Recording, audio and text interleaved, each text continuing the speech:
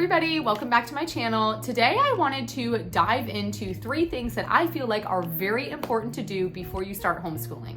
Making the decision to homeschool or even dabbling in the idea of it is a big first step. Like, I never in a million years would have thought that I would be homeschooling. It's not like I'm a lifelong homeschooler. I went to public school myself. I was a public school teacher, and now here I am homeschooling my own children. So just getting to the point of even investigating homeschooling and looking into it, like, that's your best first step. Once you've made the decision or you feel like you're inching closer to that decision, there are some things that you can do to make the process a lot easier on you. And these things will help arm you when you do receive those questions, whether it be from your spouse or family members or friends, and they're like, what? You're going to homeschool? And then these 3 things can kind of set you up and help you, I guess, defend your position if you feel like you need to. So the first thing that I always tell new homeschooling families or families who are exploring homeschooling is to look into your state laws. A lot of people do not even realize that homeschool laws vary from state to state. It is not the same across the entire United States of America.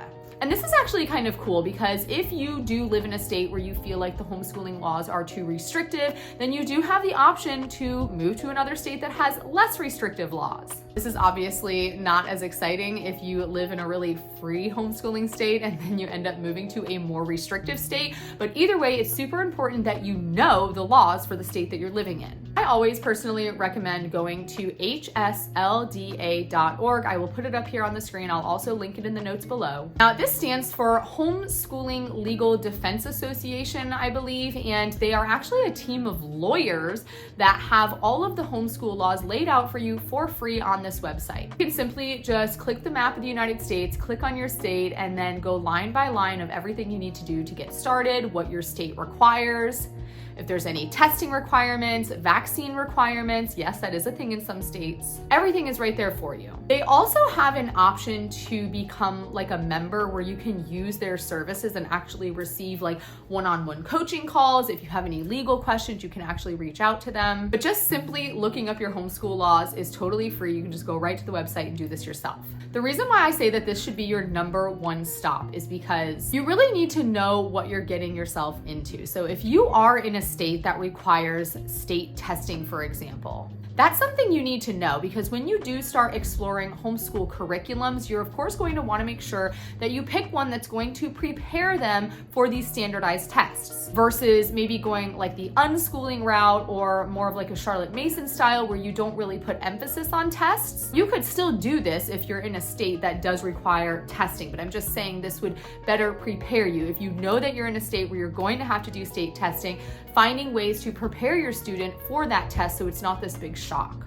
The other reason why I say to find out your laws first is because if you just dive in and start making a homeschool schedule, for example, or you start buying curriculum and then you find out that you're actually in a state that requires specific subjects to be taught or certain hours per day to be taught, you've just made that beautiful schedule. You've spent all that money on this curriculum, but yet now you're gonna have to go back and change everything. So find out the laws first. You will see that some states are more relaxed than others. However, there is not a state in the United States of America that does not allow homeschooling. That is a myth, by the way. So I have heard a lot of parents say, well, I live in New York. When I clicked on the map, it was red, because you'll see on the map that your red states are a little more restrictive. Parents will just log out of the HSLDA website because they see that their state is red. They assume that means they can't homeschool and they just wipe their hands clean of it. But I promise that's not what that means. If you do live in a red state, yes, you're going to have a few more hoops to jump through, but it doesn't make it impossible. I know tons of families that homeschool in these red states. And if you look at the map, you can clearly see that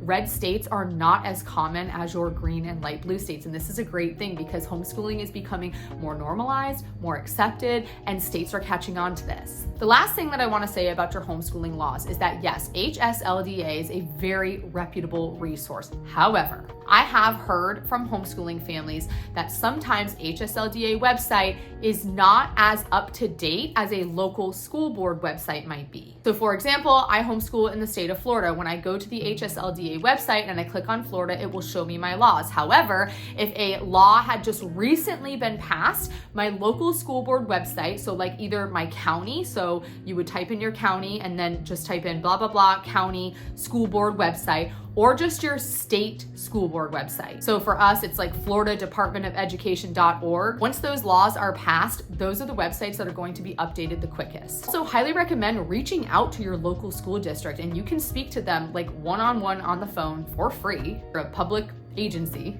Ask the questions. A lot of times the laws are just right there. Like I can go to my local school district or even the Florida Department of Education. They have a homeschooling tab at the top of the menu. You might have to search for yours depending on your state. And you can actually just read through the laws yourself. And you can also find things like templates for letters of intent if you need to submit a letter of intent. By the way, hslda.org does have templates as well, but I believe you have to be a member to access those. Google is a great resource for these things as well. But just to recap, step one, you've decided to homeschool or you're exploring the possibility of homeschooling. You're going to go and you're going to explore your homeschooling laws. Now it's time to move on to step 2 and step 3. And to be honest with you, both of these are interchangeable. Like you could do step 3 first and then step 2, or step 3. It doesn't matter. I'm just going to put them in order of step 2 and step 3. Second thing that I always recommend doing once you've made the decision to homeschool or you're exploring the possibility is to go to local Facebook groups. If you have a Facebook, honestly, you could just use Google and find local homeschool co-ops.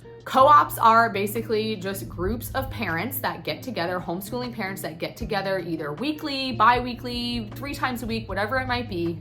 You have co-ops that are more like play-based, where they kind of just get together and go visit local parks and have play dates together. But then you have co-ops that are more academically focused. Sometimes you do have to pay like a membership fee to be a part of this co-op, where maybe you meet once a week and your children all do math together or science together. Or sometimes it's like electives where parents actually take on a class, become the teacher for that class, and the kids kind of rotate through the different classes. You could even join like more formal organizations. Like we personally are part of a classical conversations community. They don't really like to call it a co-op, but it is a group of like-minded parents who join together once a week and we do our classical education academics together. And then in addition to that, we also have play dates and things like that on the outside. You can go to Google and just Google Homeschool Co Op near me and put in your zip code. If you're in a more rural area, this might be a little more difficult, but if you think that the co-op maybe only meets like once or twice a week, the drive might be worth it depending on how far. I personally have found that Facebook is a wealth of knowledge when it comes to local homeschool co-ops. Like here in the Tampa Bay area where we live, there is a group that I just searched on Facebook and it's called Tampa Bay Area Moms. When I opened up that Facebook group, I just searched within the group for the word Homeschool Co Op. There's so many posts that came up from different moms over many, many years saying, hey, anybody know of any homeschool co-ops around here? And then when I click and read the comments, it's like a whole Google search right there. All the different co-ops, all the different areas, phone numbers, they've tagged places in there. Even better is if you can find a homeschool group on Facebook, not just Tampa Bay Area Moms or whatever it might be, but actually specific to homeschooling. So like you could type in your county and then homeschool mom group or something on Facebook, and you can get a list of groups. And if you're in a more populated area, you might get more results. The reason why I recommend finding the co-op is because not only is this great for the socialization, I know everybody's like worried about socialization with homeschooling, but the co-ops really take the pressure off you because they have a core group of friends that they're meeting with weekly, bi-weekly, however often it might be, and they do grow up with each other through the years. But it's different than public school in that you're not like stuck with the same kids 8 hours a day, 5 days a week, and the parents aren't even present.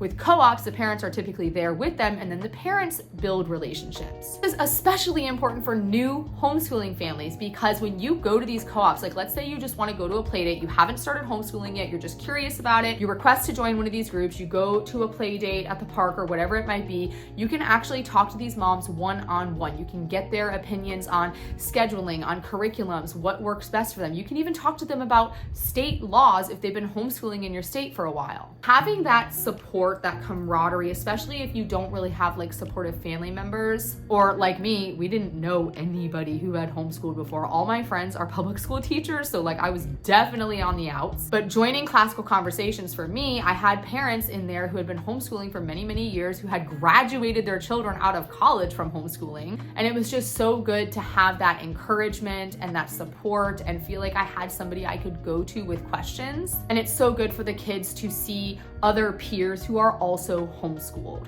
They don't feel as like weird or different, especially if your child went to public school and now you're choosing to homeschool. I really believe in the power of co-ops, and maybe it's not like a formal co-op, but maybe you just have a core group of friends, you all homeschool and your kids get together weekly, whatever it might be. So step 2, go find that co-op, Facebook groups, or Google. And then the final thing, which is my personal favorite, is once you have figured out your homeschool laws, you found a good co-op or core group of homeschooling families, which by the way, step 2 and step 3, you can interchange these if you want. Now it is time to develop a schedule. Now, this is also optional, but I do like having a schedule. There are a lot of homeschooling families who choose not to use a schedule, especially if you are doing unschooling. Totally up to you. For me, I'm super type A, I need the schedule. Now this is a template that I created on Canva, Monday through Friday across the top, and then I have typed in the actual subjects, and then in pencil every week I go and write what lesson we're on. This is totally free. I have this on my website. You can just download it for free, and then you can just go in and edit it for whatever works for your homeschool. Going along with creating a schedule for your homeschool, if that's what you choose to do, this is when you can also start exploring curriculum. And this is my favorite part. If you've watched any of my videos here on YouTube or on my TikTok, you know that I am seriously addicted to homeschool curriculum. It's great for social media because then I can come on and share with you all the different curriculums that we've explored before you go spend a bunch of money on them. Now, sometimes families prefer to find the curriculum first, find like your core subjects. Now, if you're in a state that requires specific subjects, some states require you to teach like civics and history and things like that, then obviously you need to know your laws first so that you can go curriculum shopping. Some families do like to find the curriculum first and then develop a schedule. I totally understand that because you'll already have an idea, okay, the science lesson is supposed to take 30 minutes a day, the math lesson, the book says it's gonna take 45 minutes a day, whatever, and then you can develop your schedule around that. For me, because I do have 3 kids with a 4th on the way, I actually developed the schedule around our day and how our family operates. So for example, we don't even start homeschooling until 10 o'clock every day. We eat lunch around noon. I put my littles down for naps around 1:30ish. Then I know that around 1:30 is when I can come back in with my oldest daughter and finish up whatever we didn't finish from the morning. For me, getting that down on the schedule first and then filling in the curriculum is what works for my brain. I am also in a state that doesn't have any like strict requirements as far as subjects go. Now for us, we are doing the core subjects of your math and your reading and then your language arts, because the language arts at this age in the 2nd grade level is more of like writing. So you could think of it as math, reading, writing, science, and then science and history actually alternate with the curriculum that we're using. We're using BJU Press, and so half of the year is science and half of the year is history. Then we also do Bible. In the mornings, I like to do calendar time with them, and then we do lots and lots of read alouds. So once I have it in my head of like kind of what the day is gonna look like, I do put it on the schedule, and then I go in and I fill in the schedule with whatever lessons we're on. But here is the most important part.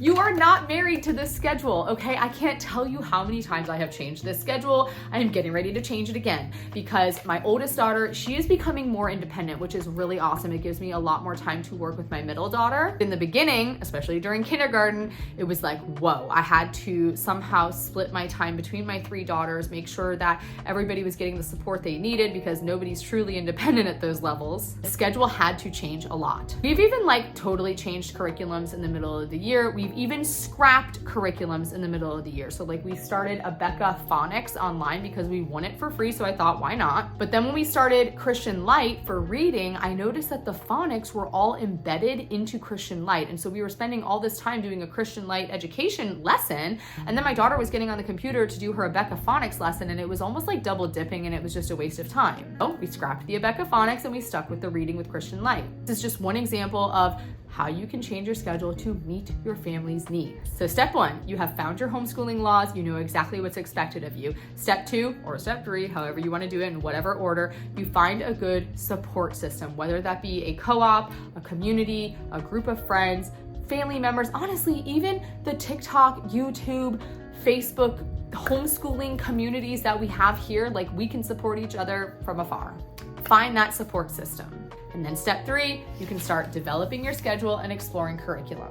And then once you have done those, you get to start and you get to try things out. And again, you're gonna try something out and it's not going to work. Like you'll be very lucky if you try something out the very first time. You've found the curriculum, you've done your schedule, you've got your co-op, and everything runs smoothly the first year. Like I highly doubt that is going to happen, but you never know. Just be prepared to be flexible, to be open-minded. You'll quickly realize what style learner your child is. Are they visual? Are they auditory? Do they thrive with online curriculums versus book curriculums? Do they need frequent breaks? Do they like to just get it all done in one shot? How much support do they need? Are they more of like an independent learner? Like, you're gonna figure all these things out, which is so cool with homeschooling, because when your child is just sent to school every single day, 8 hours a day, to be with some teacher that you barely know, you don't get to know them on this personal level in terms of what style learner they are, what makes them tick, what are they interested in. Like, these are things as homeschooling parents we are learning on a daily basis. And it's really cool because you get to see it evolve and change over time as well. And it's just the best thing. Like, you'll be having a really rough homeschool day, but you can always look back and know that you were there for that hard day. You didn't just ship them off somewhere to have somebody else deal with them on their hard day. Like, you were there for that hard day, and it really just makes it all worth it. So as always, go ahead and put any questions you might have in the comments. I will be doing a Q&A session soon with all of the questions that I've gathered from people on all of my social media channels. I might even bring my husband along to answer some questions, or my daughters. So drop those in the comments below and I will be sure to get back to you. Thanks for watching.